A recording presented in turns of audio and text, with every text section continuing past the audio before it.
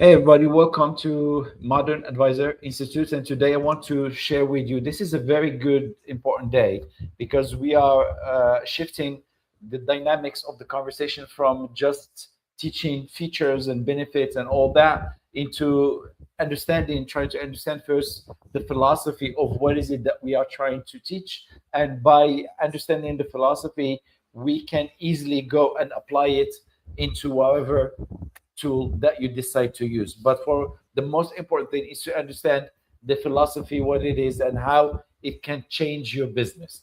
The idea is this: if we ask anybody, any financial advisor out there, and we tell him, if I gave you, what would you choose? If I tell you you have 100 strangers who knows you or 100 people who trust your judgment, what would you choose? And most of people, they will say, well, I'll choose the stranger who knows me. But the idea is that we want to make sure that we are actually building trust with our community and with people with whom we happen to work with, or we just happen to have that first relationship with. And one thing is constantly chasing is the fact that people, what happened inside the business is that advisor, I'm sorry, let me turn this off, is that most advisors out there are driven by sales. And this is good, but it has to happen within a certain framework. And this is why I'm going to distribute this. I'm going to break down the following into this topic into three major elements. The first thing is sell, sell, sell. The nature of the industry when you just join the industry is based on taking advantage of every single agent and bringing with him, once he jump in, they bring with him his uh, new blood, they bring with him his immediate and his warm and hot market. And that's the job of the that's what they ask you to do, is to go and tap, knock on those doors and have those conversations with people that you know. The only problem that happen eventually is that once you are done having conversations and trying to convince people in your immediate circle to join you or to buy from you, what have you, or the neighbor and all that stuff, then you are confronted with the next thing is, where am I going to get my next sale? And this is what creates a huge problem with 99% of financial advisors out there, because there is no picture, there is no marketing in the back. They tell you, okay, go check, make a list of your family, friend, neighbors, all that is good.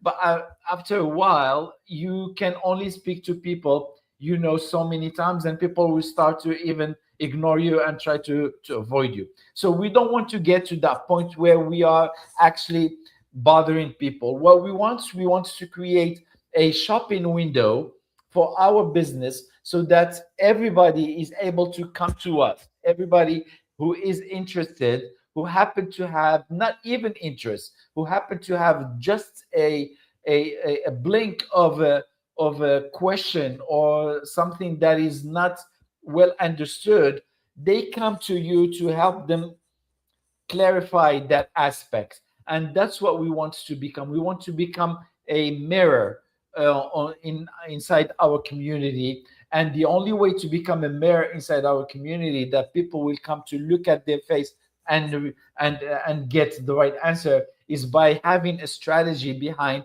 that can allow us to create that attraction. Now, yes. So what is the Mhm. Now, this is this is point one. This is why everybody is trying to this is why everybody is basically lost. The other problem that we have in the business, in the industry in general, is the fact that uh, we are we think we are in an industry and we think we are doing something, but we are doing something completely different. And here's what I mean.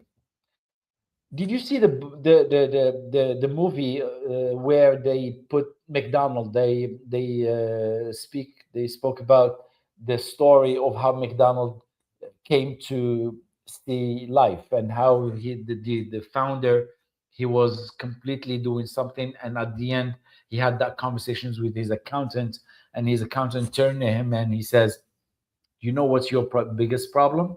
You think that you are selling burgers, but in fact you are selling real estate. And this was the turning point in the life of the McDonald, why it became the humongous, this unbelievable company that exists all over the world and that is recognizable all over the world, is because they understood that their business model is not selling burgers, it's actually real estate. And that's why they came to the conclusion they need to franchise it so that people take part of the responsibility of establishing their business. That's another story. The core idea is that we need to understand exactly what we are doing. A second example that I would love to give you is when this I think I read it or I heard it somewhere, when Starbucks was about to be created, or it was created, but what's his name? He went to Italy and he was about to buy it because he bought it. What's his name? Charles or what his name? And he was about to buy it from a different founders, and he went to Italy and he had this amazing experience where he sat down inside in coffees in Italy and saw that coffee was not just about drinking coffee. It was a social experience where people come to experience, to spend time and to gather and to gossip and to have real human experiences. And that's what he's when it clicked and says, ah, this is not about selling coffee, this is about creating experiences for our customer. And this is why the shift in Starbucks happened, and happened very fast, because they stopped marketing they are selling coffee, and they stopped marketing they are selling actually a social experiences. And the last example I want to talk about, I'm writing while I'm speaking, is Coca-Cola.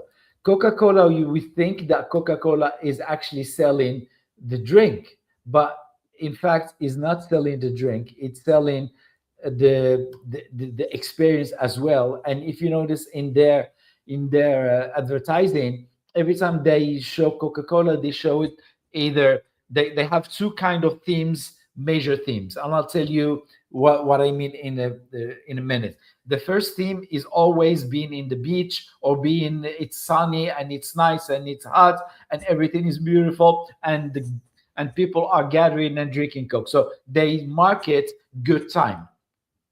But they found out along the way, when they were marketing their products, that they found out that the sale was always happening, the biggest share of the sales always happening during summer, and during the winter was nothing. And that's where they shift, and they started also marketing Coca-Cola as a during Christmas, during the gathering of Christmas, during that celebration that happens during the Christmas time and the New Year. And that's how we have two themes inside Coca-Cola: the summer vibe and the winter vibe, which is covered by just the Christmas and all that vibe that comes with it. All this to say that most of the time, every single person that is doing anything, he thinks that he's selling the products. And yesterday we spoke about that, but we are far from selling the products, we are selling something completely different. And for us financial advisors in general, selling financial instruments, we need to understand that we are not selling financial instruments. What we are selling is we are selling a relationship. That's what we are selling. We are selling relationships, and we are selling these relationships based on trust.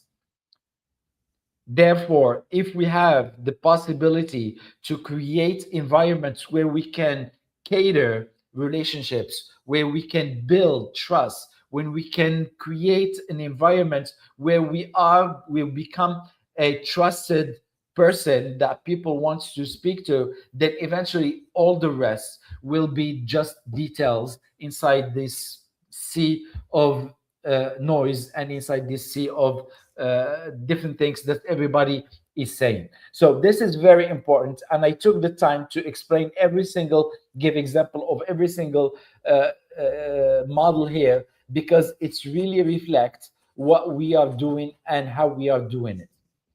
And the third element I want to talk to, but before, I want to make sure that I didn't forget anything.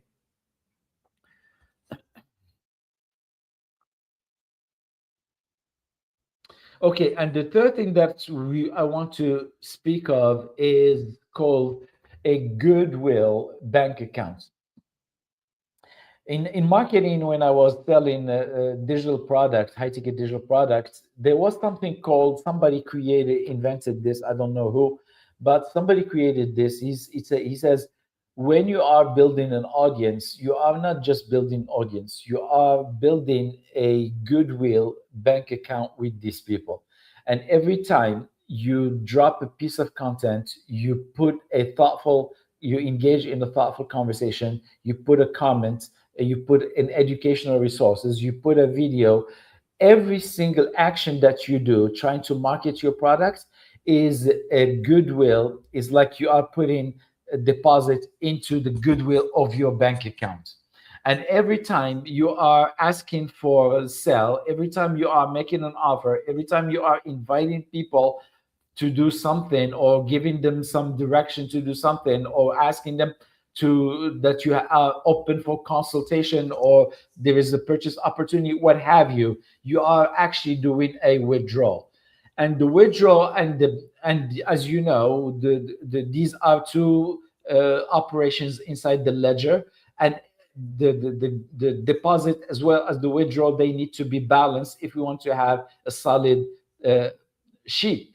So this is very, very important. So therefore, the way we communicate on a daily basis with our audience is very important. And it's very important because it needs to be perceived by a vision before we even do it.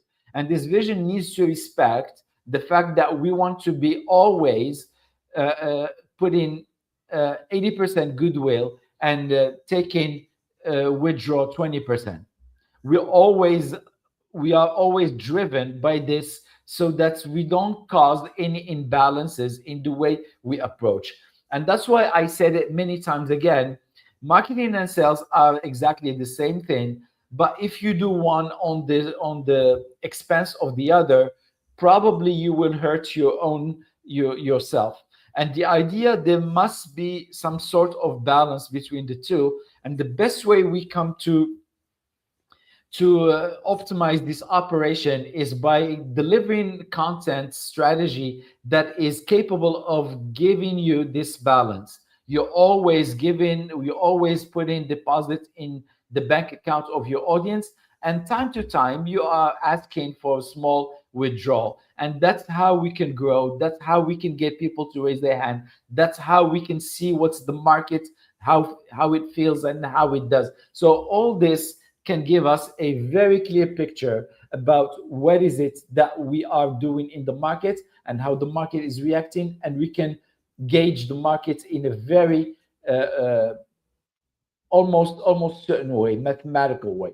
So before I let you go, I want to ask you this question. I don't believe the future belongs to advisors with the biggest advertising budget, or with the biggest brand of their companies, or with the biggest brand of being the best closers. What I do believe is that the best advisors that will be able to make it throughout this revolution that we are all seeing before our eyes is the people who are uh, not just uh, putting effort into sales, but putting effort into building a relationship, one relationship at a time. So this is extremely important. And if you ask me, if you don't mind me asking, if your market remembered you for one thing, what would that one thing would be? If you can answer this question, please comment below and let us have a conversation around it, because this determines so much uh, about where you are in your marketing journey. Okay, so let me double check if I forgot anything. I think I covered everything. So with that being said, please make sure to comment if you have any questions, and I'll see you Monday. Take care.